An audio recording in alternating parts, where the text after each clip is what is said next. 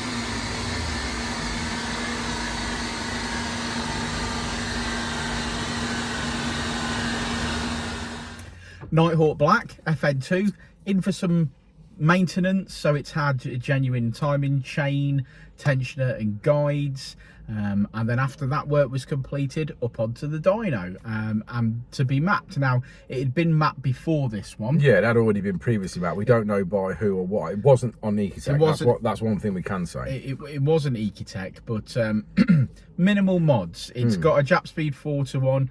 I think it's got an exhaust on it that's actually more restrictive than the stock. Yeah, exhaust. It's tiny pipework. It's like 2-inch pipework. I say it's 2 1/4 as in to the back box, and then it goes to 2-inch for 2 tailpipes. Yeah, it definitely looks like maybe like a power flow type system or something like that for sure. But not very good and very restrictive. Now, when we first ran the car, it made about 200 brake horsepower or something, and it had been tuned. When we finished, we're like 202, but we've gained power in the mid range, which is all that we can really expect from something that we're considering to be a stock car. Yeah, I mean, I would put this as a stock car. Yes, it's got the 4-to-1 manifold, but the exhaust is then the restriction and offering no power gains whatsoever.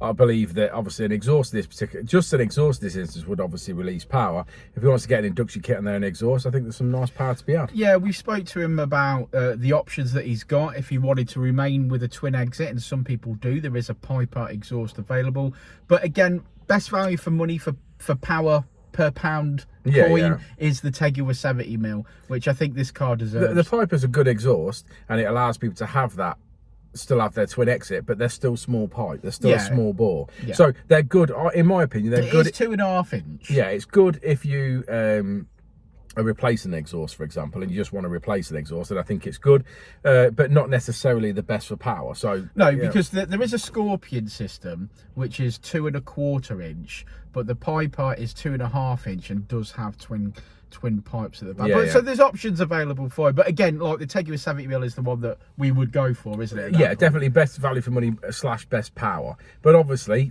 you know, like you say, some people want twin exits, some people are not bothered about having the single exit, so there's options throughout, isn't there? Yeah, and some people just want to map a stock car, which is fine. Now, this isn't, when you look at the graph, it's not a particularly good example because it was already mapped. Yeah. So you could just see where we've made a slight gain in the mid-range. But from a stock car that's completely stock mapped, there is quite a bit of power in the mid-range to be gained there. So yeah, for sure. Some people don't want to modify it very far, some people do. But in this instance, you know, I'm sure he's going to drive away happy, and we'll definitely see him again. Yeah, for sure. Should we have a look at that graph? Let's look at that graph. Okay, so there we have it. Not a great deal to write home about when we talk about peak figures, but Redline has actually came in and yes, flash mapped prior to seeing us. Blue Line as she leaves, which is our custom map. Really, the only mod here is a Jap Speed 4-to-1 decap pipe. The exhaust is very restrictive at the back box. And yes, we finish on 201 brake horsepower, which is 171 at the wheels. As you can see, that power band in the mid-range has increased. But that's it. That's all she wrote. So thanks for sticking around to the end of the video, guys. Like and subscribe and all that jazz. And hopefully we'll see this car back again for more modifications and really get it up on some power. I said it before and I'll say it again. Life moves pretty fast.